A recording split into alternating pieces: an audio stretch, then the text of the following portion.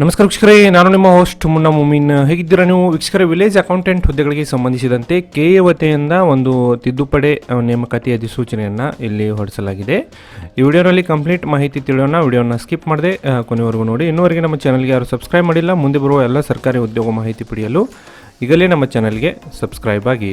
ವೀಕ್ಷಕರೇ, ನೋಡೋದಾದರೆ ಇಲ್ಲಿ ನೋಡಿ, ಕರ್ನಾಟಕ ಪರೀಕ್ಷಾ ಪ್ರಾಧಿಕಾರ ಒಂದು ವತಿಯಿಂದ ನೋಡಿ, ಕರ್ನಾಟಕ ಎಕ್ಸಾಮಿನೇಷನ್ ಅಥಾರಿಟಿ ವತಿಯಿಂದ ತಿದ್ದುಪಡಿ ನೋಟಿಫಿಕೇಷನ್ಗಳನ್ನು ದಿನಾಂಕ 3/4/2023 ಕೆಇ ವೆಬ್ಸೈಟ್ನಲ್ಲಿ ಹೊರಡಿಸಲಾಗಿದೆ. ಇಲ್ಲಿ ನೋಡೋದಾದ್ರೆ ನೋಡಿ, ಕರ್ನಾಟಕ ಸರ್ಕಾರದ ಕಂದಾಯ ಇಲಾಖೆಯ ಗ್ರಾಮ ಆಡಳಿತ ಅಧಿಕಾರಿ ಹುದ್ದೆಗಳ ನೇರ ನೇಮಕಾತಿ ಸಂಬಂಧ ಕರ್ನಾಟಕ ಪರೀಕ್ಷಾ ಪ್ರಾಧಿಕಾರ ದಿನಾಂಕ ನೋಡಿ 20/2/2020 ವಿವರವಾದ ಅಧಿಸೂಚನೆಯನ್ನು ಪ್ರಕಟಿಸಲಾಗಿತ್ತು. ಈ ಅಧಿಸೂಚನೆಯ ಪ್ರಕಾರದಲ್ಲಿ ಶೈಕ್ಷಣಿಕ ವಿದ್ಯಾರ್ಥಿಯಲ್ಲಿ ಈ ಕೆಳಗಿನಂತೆ ಪ್ರಕಟಿಸಲಾಗಿದೆ ನೋಡಿ. ಒಂದು ಶೈಕ್ಷಣಿಕ ವಿದ್ಯಾರ್ಥಿ ರಲ್ಲಿ ಒಂದು ತಿದ್ದುಪಡಿಗಳನ್ನು ಇಲ್ಲಿ ಮಾಡಲಾಗಿದೆ. ಇಲ್ಲಿ ಒಂದು ಶೈಕ್ಷಣಿಕ ವಿದ್ಯಾರ್ಥಿ ನೀವು ಹುದ್ದೆಗಳಿಗೆ ಅರ್ಜಿ ಸಲ್ಲಿಸಬೇಕಾದ್ರೆ ಏನೇನು ಪಡೆಯಬೇಕು ನೋಡಿ. ಇಲ್ಲಿ ಗ್ರಾಮ ಆಡಳಿತ ಅಧಿಕಾರಿಗಳು ನೋಡಿ, ದ್ವಿತೀಯ PUCಯಲ್ಲಿ ಅಭ್ಯರ್ಥಿಗಳು ಪಾಸಾಗಿರಬೇಕು. ಇಲ್ಲಿ ಅದರ ಜೊತೆಗೆ ತತ್ಸಮಾನ ವಿದ್ಯಾರ್ಥಿಯನ್ನು ಹೊಂದಿದ ಅಭ್ಯರ್ಥಿಗಳು ಕೂಡ ಅರ್ಜಿಗಳನ್ನು ಸಲ್ಲಿಸಬಹುದು. ತತ್ಸಮಾನ ವಿದ್ಯಾರ್ಥಿಯಲ್ಲಿ ಯಾವ್ಯಾವ ಒಂದು ಕೋರ್ಸ್ಗಳು ಬರ್ತವೆ ನೋಡಿ. ಇಲ್ಲಿ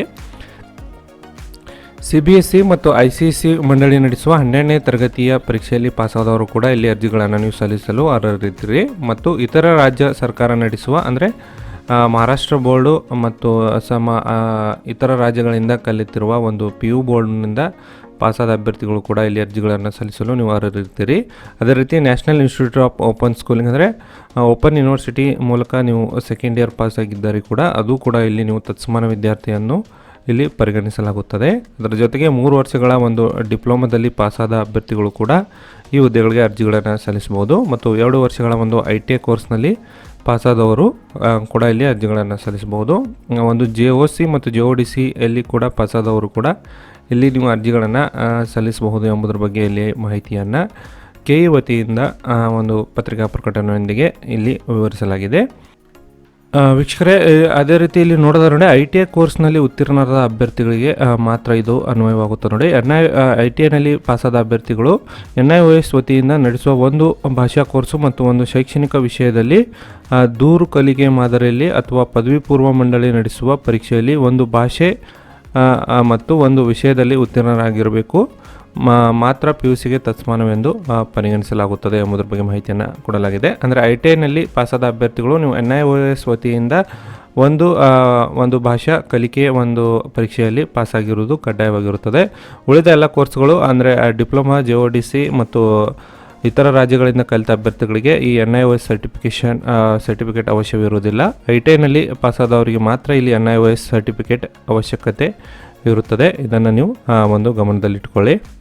ಈಗ ಇನ್ನೂವರೆಗೆ ಆನ್ಲೈನ್ ಮೂಲಕ ಅರ್ಜಿಗಳು ಪ್ರಾರಂಭವಾಗಿಲ್ಲ. ಮುಂದೆ ಒಂದು ಆನ್ಲೈನ್ ಮೂಲಕ ಅರ್ಜಿಗಳನ್ನು ಇಲ್ಲಿ ಪ್ರಾರಂಭ ಮಾಡಲಾಗುತ್ತದೆ. ಮತ್ತು ವಿಶೇಷ ಸೂಚನೆ ಕೂಡ ಇಲ್ಲಿ ಕೊಡಲಾಗಿದೆ ನೋಡಿ. ಒಬ್ಬ ಅಭ್ಯರ್ಥಿಯು ಒಂದೇ ಜಿಲ್ಲೆಗೆ ಮಾತ್ರ ಅರ್ಜಿಗಳನ್ನು ಇಲ್ಲಿ ಸಲ್ಲಿಸಬೇಕಾಗಿರುತ್ತದೆ. ಅಂದರೆ ಒಬ್ಬ ಅಭ್ಯರ್ಥಿಯು ಒಂದೇ ಜಿಲ್ಲೆಗೆ ಒಂದೇ ಅರ್ಜಿಗಳನ್ನು ಇಲ್ಲಿ ಸಲ್ಲಿಸಲು ಅವಕಾಶವನ್ನು ಕೊಟ್ಟಿದ್ದಾರೆ. ಅದೇ ಅರ್ಜಿಯಲ್ಲಿ ಕರ್ನಾಟಕ ಕಲ್ಯಾಣ ಮತ್ತು ಉಳಿಕೆ ಮೂಲ ವೃಂದದ ಅಭ್ಯರ್ಥಿಗಳು ಎರಡೂ ಕಡೆ ನೀವು ಒಂದೇ ಅಪ್ಲಿಕೇಶನ್ನಲ್ಲಿ ಅರ್ಜಿಗಳನ್ನು ಇಲ್ಲಿ ಸಲ್ಲಿಸಬೇಕಾಗುತ್ತದೆ ನೋಡಿ.